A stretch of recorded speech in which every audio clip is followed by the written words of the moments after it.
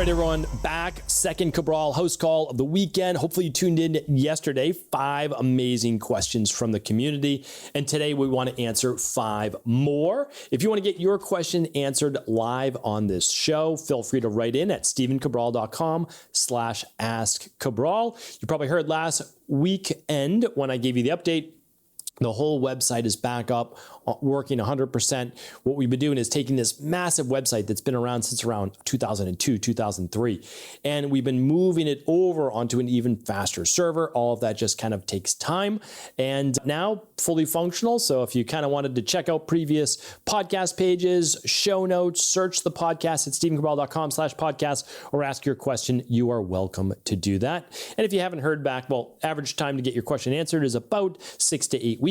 We're currently answering questions from July 14th. Today is August 24th. Yeah, so that's about 6 weeks. And we've been maintaining that. So it used to be all the way back up to 13 weeks, but certainly we've caught up a bit.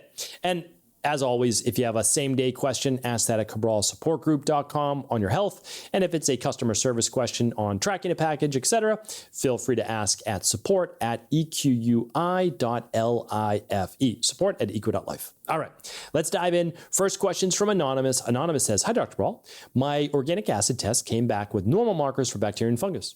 I was on an extremely low-carb diet when I took the test and wondering if that could cause a false negative." So just to answer that question, the answer is yes, because it shrinks your gut microbiome. That's why some people feel better initially, right? But you're probably not going to be low carb for the rest of your life. And it's also not the answer. It's more of a green medicine-based approach.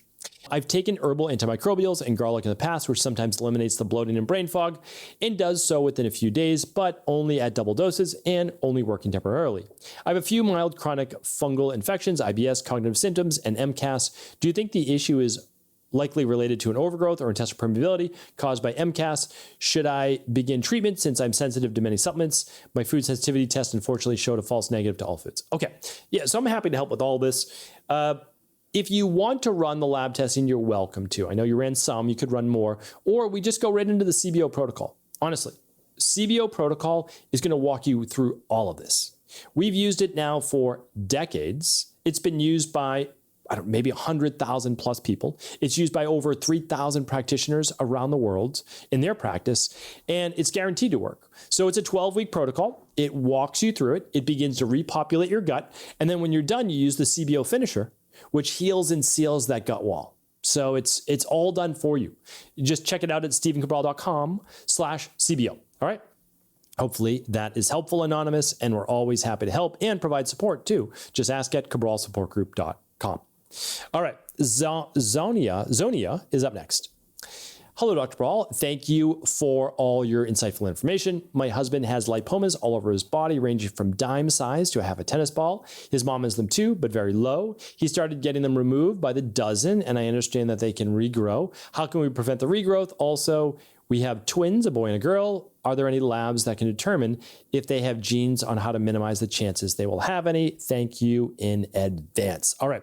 So just have to say on the podcast, I can't provide any medical advice, medical treatments, medical cures, or medical diagnosis, but we provide hopefully something better, which is finding the underlying root cause. So there are no specific genetic tests direct for lipomas. However, you can look at things like MTHFR, COMT, GST, just a lot of other inflammatory detox pathway markers that can be very helpful. For individuals I've worked with, like your husband, I always say, yes, there's a genetic component. However, we don't have to be susceptible or as susceptible to it. So the more we can lower inflammation naturally and improve detoxification, the faster we can shrink these or not allow new ones to grow, or at least at the same rate. So the way that we start this is with a 21-day functional medicine detox. Then we begin to integrate what's called the daily foundational protocol. And for individuals like your husband, I use a product called Inflammasoothe, 1 or 2 servings per day, breakfast and or dinner. And then I use a product called proteolytic enzymes, and I use the proteolytic enzymes 1 to 2 servings a day. Always 2 upon waking, sometimes 2 before bed as well. So that's exactly what we use in our practice. Fluorofilm is another nice enzyme that you can use, but if you want, look for the underlying root causes. The underlying root causes are always best found by running the Big 5 lab tests. So Big 5 lab tests at stephencabral.com/big and the number 5. You'll get a full protocol, a 90-minute call explaining everything. And I'd be remiss if I didn't say too, to take 2 to 3 grams of the daily omega-3 support as well. Absolutely important for balancing blood sugar, clean diet. I mean, the whole thing. If you can read the Rain Barrel Effect, read the Rain Barrel Effect. Get your husband to read it if possible. It's free. Just go to stephencabral.com/free book. Definitely check that out. Yeah, so however we can help, let us know. All the products and labs are at stephencabral.com/shop. The book's at stephencabral.com/free book. All right, Chris is up next. Chris says, Dr. Cabral, regarding my magnesium intake and supplemental hydrogen tablets, we have include 80 milligrams of magnesium and 8 parts per million hydrogen. If you were going to rely on hydrogen tablets for your exclusive molecular hydrogen source, how many tablets would you take per day to maximize hydrogen benefits while maintaining advisable magnesium levels and not too much? Assuming 2 scoops of daily nutritional support, 2 full spectrum magnesium at dinner. I've been varying 1 to 3 hydrogen tablets daily throughout the week. I stopped taking a scoop of your very delicious and effective calming magnesium before bed, 300 milligrams, in order to prioritize the benefits of molecular hydrogen. However, would love to add this back in if it's not too much magnesium with everything else. Thank you, Alice. Okay, yeah, I totally understand what you're saying. Here's the not nice thing, but nice thing about hydrogen tablets. They use elemental magnesium. It's super poorly absorbed. So they're using it, though, as a facilitator to produce hydrogen in the water. But it's actually poorly absorbed, which is why it causes loose stool. So you need to take that hydrogen, it's elemental, you need to take that magnesium, and I did a show on this. So let me link it up for you as well, or give you the link. It's called the best forms of magnesium, episode 3441, stephencabral.com/3441, because it'll start to make more sense. You need to bind magnesium to glycinate, lysine, what else? Citrate, threonate, right? You need to bind it to something to get it to absorb. And when you bind it to magnesium oxide, it's very poorly absorbed, causes loose stool. Well, that's why I probably can't even give you the number of tablets to take of hydrogen, molecular hydrogen tablets. And the reason is that it will ultimately cause loose stool. And that's because the magnesium in it is poorly absorbed. I don't know what your kind of limit would be, but for most people, I would never go over 3 to 4 tablets per day, which would be 1 tablet per 8 to 12 ounces of water.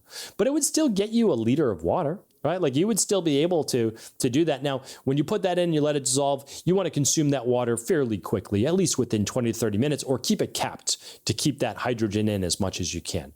All right. So I don't think you're going to go overboard. 80 milligrams is the standard per tablet. Even if we said, oh, it was absorbed, which it's not going to be as well, that's what, 240 more, plus you're getting 250, that's 500, and a little bit in the DNS. Yeah, I probably wouldn't go over that, and then see how you feel. I would see how you feel, and then we'll go from there. There are great sources of hydrogen beyond hydrogen tablets, and you may want to look into those for now. I still use hydrogen tablets, but I only use them when traveling because I can't bring my hydrogen water machine with me. The hydrogen water machine I use is at stephencabral.com/hydrogen-water. All right, let's get to another question. This one's from Anonymous, and Anonymous says, I have a couple questions. Might have to submit 2 for the length. First is about thyroid. My thyroid labs are showing normal TSH at 0.56, low free T4, low total T3, high reverse T3, and TPO antibodies at 25. Does this indicate Hashimoto's hypothyroidism? Is this fixable, or will I be on supplements or meds forever? Is TPO specific to the thyroid, or is this indicative of autoimmune issues in general? I'm curious what causes these issues to begin with. Thank you so much. Yeah, happy to answer this, Anonymous. Okay, so first of all, if you have low thyroid, hypo, right? Hypo is low, hyper is high. Hypothyroidism would be a TSH above a 2 to a 2.5. Clinically diagnosed as hypothyroidism with a TSH above a 5. You don't want to wait for that to happen. Once it goes above 2.5 or so, you need to start to act, right? Okay, that's low. Hyper or high thyroid is 0.5 or less. That's where you are. You actually aren't moving. Again, I want to say this. I can't give you a medical diagnosis, medical treatment plans, medical cures, or medical advice of any kind. But you're bordering on hyperthyroidism. It's the opposite of low thyroid, which shows on a higher TSH. I know it's so confusing, but the higher your TSH, the lower your thyroid output. Okay. Let me explain this one more way. The TSH stands for thyroid stimulating hormone. That means your thyroid is calling for more hormone production. That's why the TSH is higher. But it means then there's less thyroid hormone. Hopefully that makes sense. The lower your TSH, your thyroid is no longer calling for thyroid hormone to be produced because there's already enough thyroid. Here's the issue though. Yours is low because it's converting from thyroid hormone to reverse T3, which is unusable thyroid hormone. This happens because of, and I've got a whole podcast on this, heavy metals, oxidative stress, inflammation, stealth-based pathogens, anything weighing on the body. So you absolutely want to look into what are your potential issues, right? And so the Big Five is a great place to start on that. What else can I share with you? TPO is an autoimmune marker, but more specific for the thyroid. If you looked at ANA, okay, that might be more general autoimmune, but this is more specific and it's borderline. Okay, so if you had again, I'm not giving medical diagnosis, but if you were to get a diagnosis, it actually would be Hashimoto's, because that would be a thyroid that's hypo, right? Instead of hyper, yours would be more like Graves. So in order though to take this into full context, you would need to look at what are your cortisol levels? What are your vitamin D3 levels? And all of that is run on what's called a stress mood and metabolism test. This is why it's great to run your labs, but I can't recommend them enough. Running them through the EqualLife team, which is my private practice, a full consultation of your lab results is included, and a personalized plan, all for the same price. And we get the labs for you basically at cost. Or you can run it with an integrative health practitioner at integrativehealthpractitioner.org. We have no connection to any one of their practices, but I just want you to work with someone that's qualified. So a level 2 or level 3 over at integrativehealthpractitioner.org. But a lot of people are running their lab work, which is amazing. But lab work is just numbers. And sometimes we need the context behind them. And just looking at thyroid in isolation doesn't tell you the whole picture. You want to look at your HPA axis, which are your adrenals as well.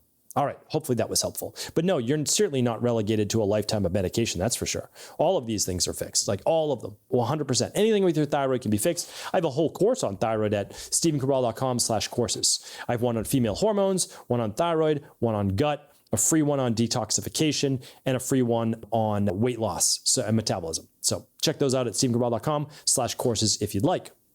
All right, let's get one more question here today from Anonymous. Anonymous says, hi again. Second question. I have a hard time gaining muscle and showing tone. I'm a petite person, and I've never really shown muscle tone, even in high school, despite being in sports. After my third baby, I lost muscle. I can tell by my body composition changes. I weigh less, but look and feel like it's no muscle and more fat. A personal trainer once was shocked at my glute weakness, comparing it to the elder. If I ever take a break in exercising for about 2 weeks or more, I feel much weaker than before I even started. Seems like my strength is decreasing rapidly if I get sedentary for even 2 weeks. Could this be an underlying cause, or is this something some of us are? Should I accept the fact that maybe I won't ever build or show muscle tone? For reference, 33-year-old female, possible Hashimoto's and lipedema. Okay, so yeah, we answered that it's not Hashimoto's, but there's definitely an inflammatory process. So there's something going on in your body that is most likely massively inflammatory, and that's affecting your mitochondria. Your mitochondria produce energy. The energy allows you to exercise and exercise to a higher degree in order to be able to break past your current plateaus, which will then enable you to increase muscle, aka, and I'm doing this in air quotes, muscle tone. So what you want to do is get a full protocol. Run the Big Five labs if possible. You'll get on a healthy lifestyle-based routine. As you get stronger and you're more energetic and improve your sleep and decrease your inflammation, you'll be able to increase your workouts, but also decrease your body fat if needed. Excuse me. And why I say that is that the muscle is there. Some people, yes, have shorter tendon attachments, better muscle tone than others. There's no doubt about that. The Pitta body type is for sure known for that more. The Kapha body type, less so. But that doesn't mean you can't see that muscle tone. There's just varying degrees of it.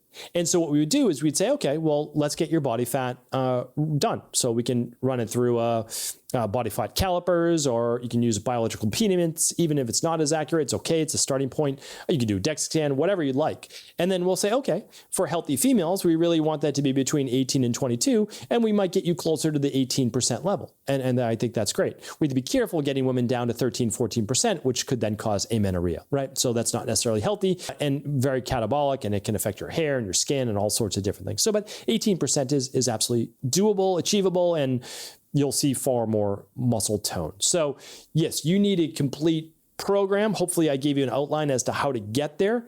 And no doubt in my mind, you're able to achieve that, especially at 33 years old. Well, we help that with women who are 53 years old. So certainly 33 years old is absolutely within that realm. All right. Great questions here today from the community. Thank you so much. As always, share the show with anyone you believe it could serve. And tomorrow I'll be back with a brand new Mindset and Motivation Monday. Take care, everybody.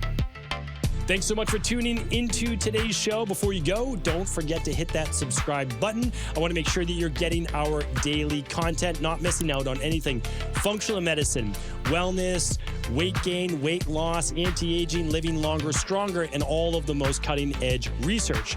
And if there's any topics you want to hear, feel free to leave them in the comments below. Take care.